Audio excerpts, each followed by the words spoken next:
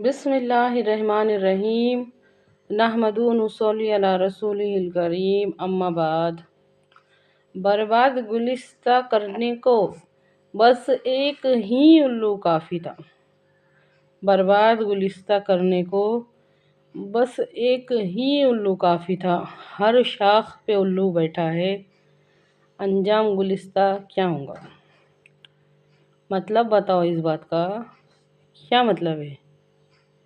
آج کوئی گھر، کوئی خاندان، کوئی محلہ، کوئی گلی، کوئی گاؤں، کوئی شہر بے دینی کی آگ سے محفوظ نہیں ہے۔ بے دینی کی آگ سے محفوظ نہیں ہے۔ یہ بات کا کیا مطلب ہے؟ اچھی طرح سے غور کیجیے اس بات میں۔ اللہ کے حکموں پہ عمل نہیں کرنے کا نتیجہ آج ہمارے آنکھوں کے سامنے ہے۔ آج حد سے زیادہ گمراہی کیوں؟ آج حد سے زیادہ ظلم کیوں؟ آج حد سے زیادہ بے رحمی کیوں؟ آج حد سے زیادہ حسد، نفرت، کینے، کپٹ کیوں؟ آج حد سے زیادہ قطع رحمی کیوں؟ یہ سب کیوں ہو رہا ہے؟ یہ سب اللہ کے حکموں کو نہیں ماننے کا نتیجہ ہے۔ نتیجہ ہماری آنکھوں کے سامنے ہے۔ ہم اچھی طرح سے دیکھ رہے ہیں، سمجھ رہے ہیں، لیکن ہم یہ ماننے کو تیار نہیں ہیں کہ یہ اللہ کے حکموں کو نہیں ماننے کا نتیجہ ہے۔ اچھی طرح سے سمجھیے اس بات کو۔ ہم یہ نہیں مان رہے، یہ قبول نہیں کر رہے کہ یہ اللہ کے حکموں کو نہیں ماننے کا نتیجہ ہے۔ ہر کسی کو نظر آ رہا ہے کہ دنیا میں یہ سب ہو رہا ہے، یہ ہو رہا ہے۔ غور کیجیے اس بات میں۔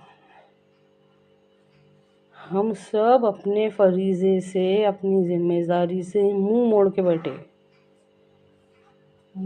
بیٹھے ہیں۔ قرآن پاک میں اللہ تعالیٰ نے فرمایا، تم وہ خیر امت ہو جو پیدا کیے گئے ہو لوگوں کی بھلائی کے واسطے۔ تم نیکیوں کا حکم دیتے ہو اور برائیوں سے روکتے ہو۔ تو پھر وہ بات ہوئی نا، اگر ہم امر بالمعروف کرنے بیٹھ جائیں گے، اگر ہم کسی کے اوپر ایک انگلی اٹھائیں گے تو 3 ہمارے طرف اٹھیں گی۔ سامنے والا ہم کو اپنے گریبان میں جھانکنے کو لگے گا۔ اس کے واسطے چپ بیٹھو۔ ہمارے اپنے بنائے ہوئے اصول یہ ہے کہ چپ بیٹھو، تم بھی چپ بیٹھو، ہم بھی چپ بیٹھیں گے، جو بھی چلتا ہے چلنے دو۔ اس نظریے سے منع کیا اسلام نے۔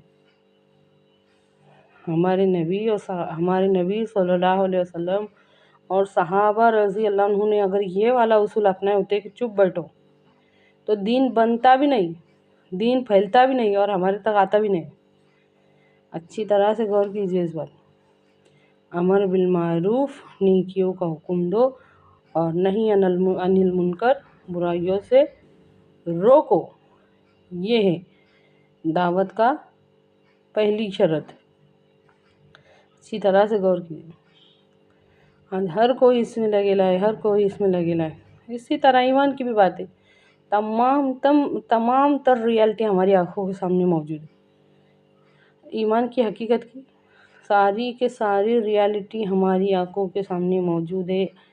ہم کھانے سے بھوک مٹاتے، اس کا مزہ لیتے، پانی سے پیاس مٹاتے، پیاس بجھاتے، ہر حقیقت کو محسوس کر رہے، آنکھوں سے دیکھنے کا کام لیتے، کانوں سے سننے کا کام لیتے، اللہ تعالیٰ کی نعمت کا ہر مزہ لے کے بھی ہم اللہ کو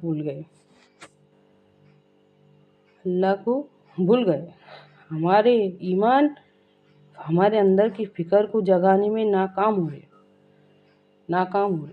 کیوں آئے معلوم نہیں، کیوں گئے معلوم نہیں۔ کیا ہم بے مقصد ہیں؟ ہمارا کوئی بھی مقصد نہیں ہے۔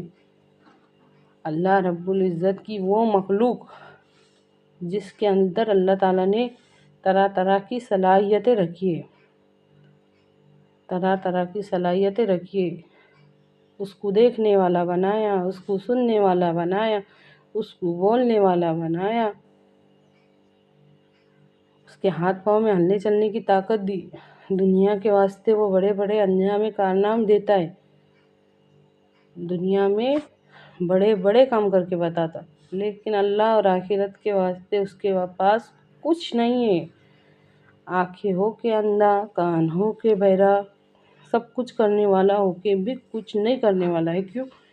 کیونکہ اس کی یہ سمجھ بھی نہیں آتا کہ کرنا کیا ہے۔ اچھی طرح سے غور کیجیے اس بات میں۔ ہماری زندگی کا مقصد یہ ہے کہ اللہ رب العزت، ہمارے رب نے ہم کو اس لیے زندگی اور موت دی تاکہ ہم کو آزمائے کہ ہم میں سے کون کس سے بہتر عمل کر کے آتا ہے، ہم میں سے کون کس سے بہتر عمل کر کے آتا ہے۔ اور ہمارے نبی صلی اللہ علیہ وسلم اس بہتر عمل کرنے کا طریقہ سکھانے کے واسطے بھیجے گئے۔